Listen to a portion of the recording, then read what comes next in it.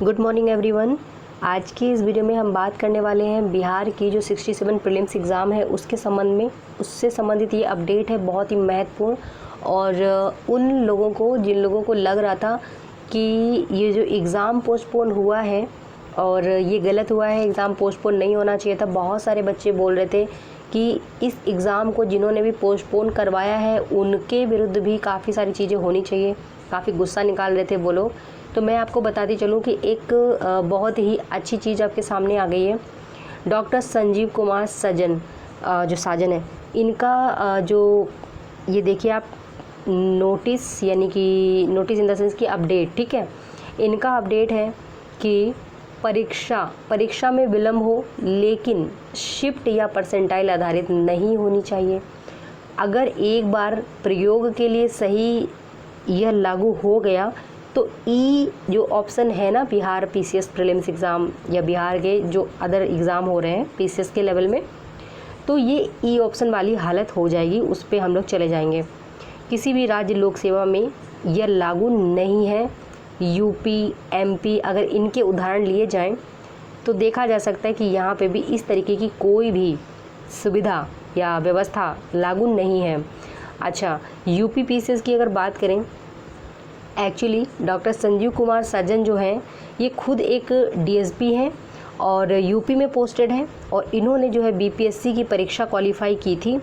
तो ये थे लगभग मेरे हिसाब से 56वीं से जो है 59वीं है ना परीक्षा जो बीपीएससी की हुई थी, उसमें इन्होंने क्वालिफाई किया था, रैंक 1 इनकी आई थी, ठीक है।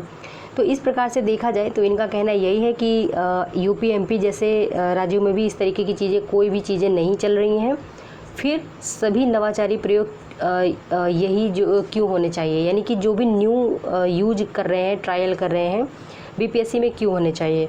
शुचितापूर्ण परीक्षा संपन्न कराना नियामक संस्था की जिम्मेदारी है, इनका कहना है। और इन्होंने अपनी बात रखी है क्योंकि ये देख रहे हैं कि क्या चल रहा है। इनके साथ में और सारे लोगों ने भी अपनी बातें रखी हैं, अपनी व्यू दिखाया है कि हाँ क्या होना चाहिए एग्जैक्टली और क्या नहीं होना चाहिए, ठीक है। तो इसी के संबंध में ये नोटिस था, और आप लोग धैर्य रखें। जो आपका बुधवार है, बुधवार तक कोई ना कोई निर्णय ज़रूर निकलेगा और उसमें डिसाइड होगा कि एग्ज़ाम कब तक होना है। आपको थोड़ी देर में और अपडेट मिलेगी बीपीएससी से संबंधित, काफ़ी आवश्यक अपडेट है, वो कुछ देर में मिलेगी आपको। इसके साथ में कई सारी चीज़ें हैं। एग्ज़ाम पे जो होना है वो 1 शिफ्ट में हो, एक डेट में हो, परसेंटाइल सिस्टम नहीं चाहिए, ठीक, यानी कि अभी तक जैसा होता आया है बिल्कुल उसी तरह का पेपर होना चाहिए। ये मेरी डिमांड है, बहुत सारे बच्चों की डिमांड है। आप लोगों में से कई सारे लोग कह रहे थे कि नहीं, जो चीज़ें हो रही हैं वो अपने बेहतरी के लिए हो रही हैं, बट मैं आप लोगों को बता दूं कि अगर ये चीज़ें अभी से फॉलो कर दी गई, 67 से ही फॉलो कर दी गई, बिना किसी ठोस तैयारी के, बिना किसी राय मशवरा के, या कर ही दी गई, तो आप ये समझ लें कि ये कोर्ट केस हो जाएगा, कन्फर्म है ये हो जाएगा, क्योंकि प्रॉब्लम्स होंगी, विवाद होंगे और ये कोर्ट केस में मामला चला जाएगा, काफ़ी समय लग जाएगा इसमें, ठीक है। तो यहाँ पे ही रोक दिया गया, ये मैंने बार बार बोला है। फ्रेंड्स, आप लोग समझते हैं हर चीज़ को, समझदार हैं, बिना सोचे समझे कमेंट मत किया कीजिए। कोई भी चीज़ होती है इनिशियल में यही लगता है कि हाँ आसान है, हो जाएगा, करने तो दो यार, बट अगर एक बार आया अमल में और प्रॉब्लम्स आएगी तो हमें या हम सबको ही देखनी पड़ेगी, है ना।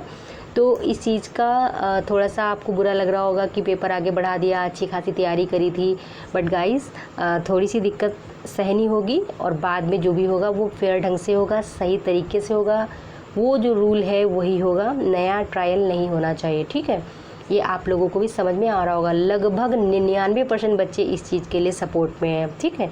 अब 1% का अपवाद है, उसमें मैं कुछ नहीं कर सकती या कोई कुछ नहीं कर सकता है। हालांकि आप लोगों को समझना चाहिए ये एक डीएसपी हो करके, बीपीएससी के टॉपर हो करके भी जो है सपोर्ट कर रहे हैं, तो आप लोग को भी समझना चाहिए, ठीक है।